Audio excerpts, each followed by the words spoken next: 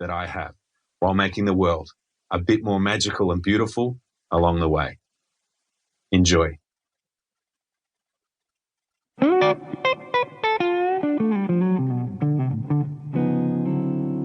Introduction.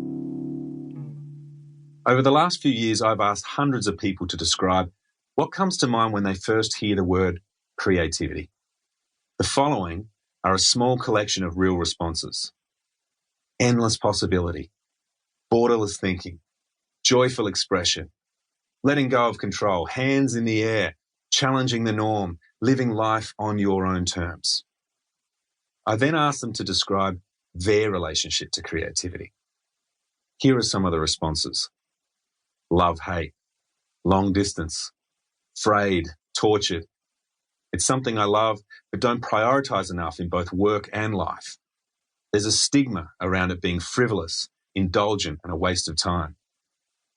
I crave the time to dream up new solutions and play with interesting ideas, but almost always suppress it because of the constant pressure to deliver. It's something I know I have, but often squander to get the job done. And whenever I do that, I'm never satisfied with the result. It's the thing that brings me the most joy, but also the thing I find most difficult to dedicate time to. And when I ask them to define their company's relationship to creativity, I hear this: non-existent, complicated, misunderstood, delusional. There's a desire for more creativity, but it's mostly suffocated by process and bureaucracy. It's encouraged, especially on training days, but it often gets lost in the day-to-day pressure to get results. And this is my favorite. There's an openness to it and a recognition that the traditional path won't get us where we need to go. However, there is a dominant, well-established operating model supported by people at all levels of the organization who primarily value safety and certainty. So here we see the dysfunctional love triangle that exists between creativity, business, and us. We love it. We value it. We want more of it in our work and life.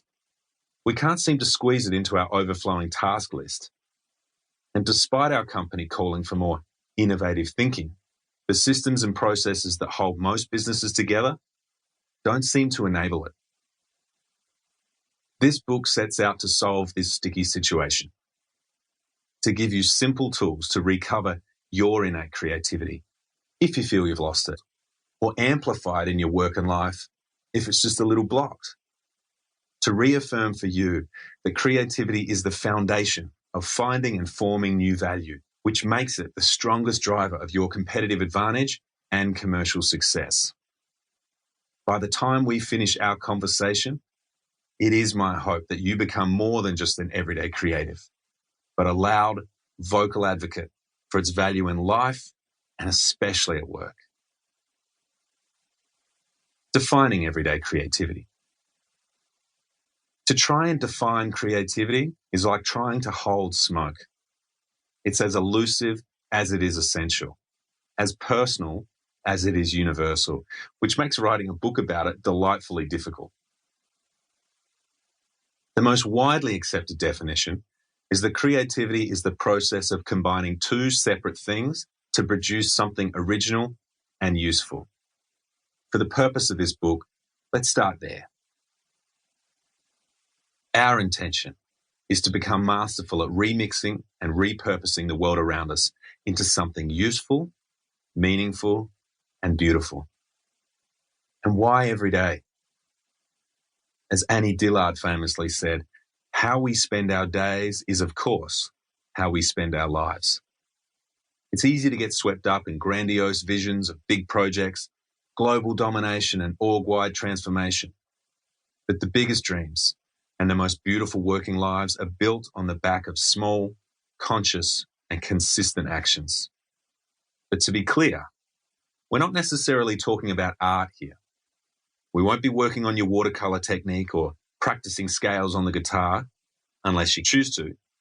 Having said that, if during our discovery you decide that your future lies on Broadway, I'm all for it. But our focus is on developing a mindset that has a natural bias for the new and the next.